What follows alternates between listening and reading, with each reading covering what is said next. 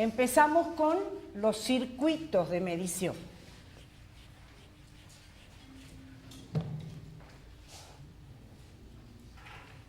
Circuitos de medición. Y el primero que vamos a ver como circuito de medición es el puente de Wheatstone. No se ve nada con esta fibra. Ahí tiene la H. Fíjate, ahí tiene que decir el nombre. Que tiene una T. Puente de Wheatstone. Bien. El puente... ¿Ah? Sí. ¿Vos sos civil? Electro. Porque los civiles lo usan en las galgas extensiométricas. ¿Qué son las galgas extensiométricas? Unos elementos que se ponen, por ejemplo, en un edificio que tiene una grieta, se las pone ahí y a medida que la grieta se va... ahí aparece la corriente y da una señal, ¿está bien? Que te da la indicación de cuánto se está separando, por ejemplo, para ver si es grave la falla o no. Pero nosotros en Física 2 utilizamos el puente de Wheatstone para medir resistencias desconocidas. Entonces, fundamentalmente, son 4 resistencias que se pueden calibrar y una de ellas es desconocida. No me acuerdo cuál es la que puse, la desconocida. La 4, ¿no? Entonces, a esta le voy a llamar R1, a esta le voy a llamar R2 y la voy a hacer que esta resistencia la pueda hacer variar para la R3 y la R4. A esta resistencia la puedo hacer variar para modificar las condiciones del puente, el cual pongo un galvanómetro en su... Por supuesto, el galvanómetro tiene una resistencia interna que la vamos a representar como RG,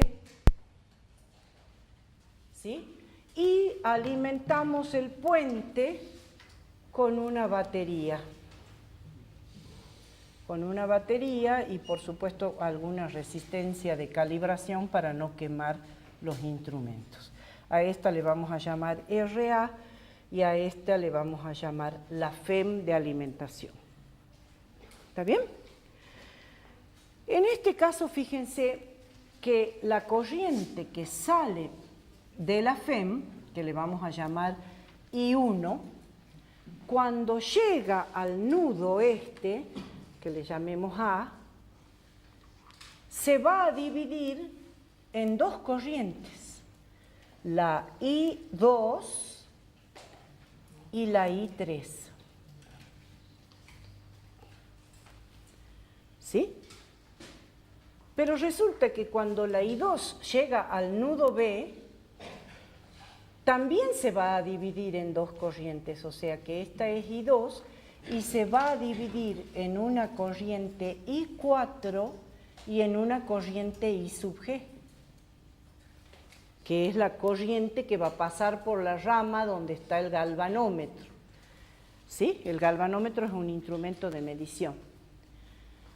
Por último, vamos a decir que cuando la corriente I4, no es último todavía porque me falta la I3, cuando la corriente I4 llega al nudo C, se va a dividir, o tal vez no se divida, porque fíjense, veamos, acá en este nudo está llegando I3 y está llegando I sub G. Entonces, necesariamente en la rama 4 la corriente tiene que ir hacia arriba. ¿Está bien? Entonces, ¿qué viene a ser esta? I5, ¿no? Esta I5 se suma a las I4 para volver a salir como I1. ¿Está bien? Con lo cual, miren, estoy diciendo, tengo I1, I2, I3, I4, I5 más I sub G. Son 6 corrientes. ¿Cuántas ecuaciones necesito? 6. De las cuales, ¿cuántos nudos tengo? 1, 2, 3 y 4. Necesito 4 menos 1, 3 ecuaciones de nudo. Entonces necesitaría 3 ecuaciones de nudo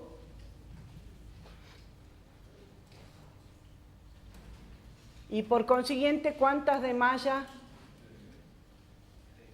3 ecuaciones de malla, ¿sí? Con lo cual sería otra vez un circuito enorme que necesitaríamos de un método algebraico o de un método computacional para resolver las cosas. Pero como le puse una resistencia variable, puedo hacer variar la resistencia haciendo variar R2, ¿sí?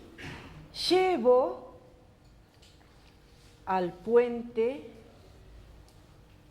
al equilibrio. ¿Qué quiere decir esto? Que hago variar R2 hasta que I sub G se hace 0. Quiere decir que el galvanómetro me está indicando 0. ¿Está bien? Entonces, el equilibrio es cuando I sub G se hace igual a 0. El galvanómetro es un instrumento de medición, ya lo vamos a estudiar. ¿Sí? El galvanómetro es el instrumento base de medición. A partir de ahí, vos lo transformas en amperímetro para medir corrientes o lo transformas en voltímetro para medir diferencias de potencial. Entonces, ¿qué es lo que estoy diciendo? Fíjense, chicos, antes hubiera tenido que plantear 3 ecuaciones de malla. Y ahora no, porque estoy diciendo, si por acá no pasa corriente, quiere decir que el punto B y el punto D están al mismo potencial. Porque si hubiera una mínima diferencia de potencial, aparecería una corriente. ¿Está bien?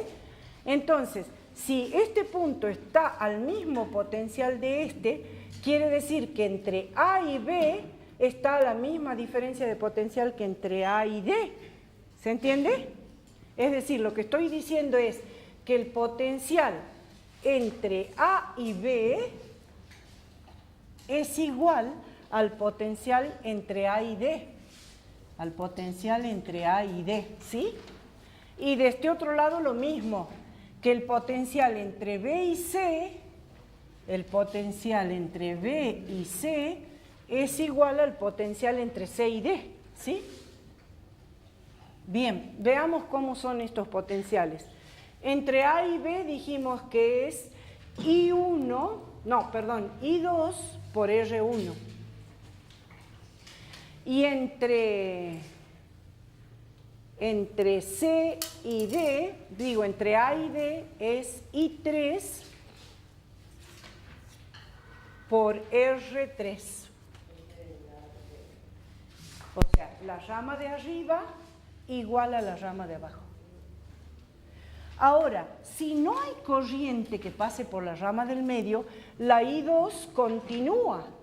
Entonces, I4, ya lo vamos a anotar, que ahora la caída de tensión entre B y C va a ser I4 por R2 y de esta otra rama sería I5 por R4, que es la resistencia desconocida, perdón, aquí les debería poner Rx.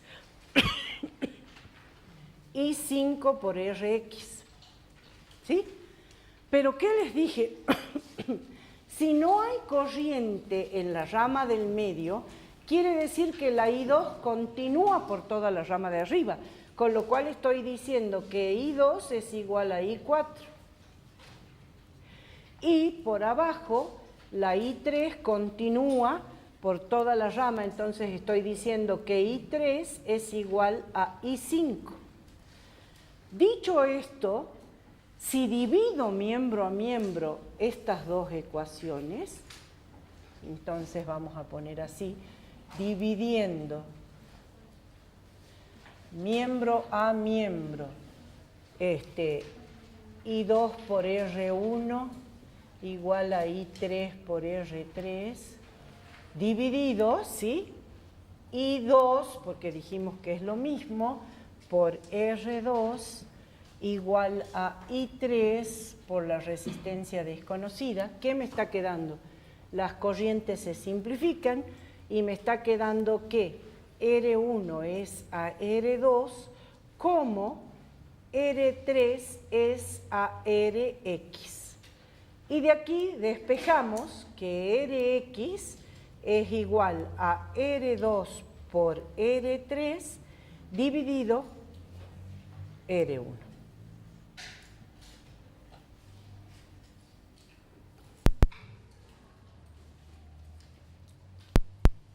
¿Se entiende? Entonces, nosotros decimos que el puente de Wheatstone es un circuito que sirve para medir resistencias desconocidas.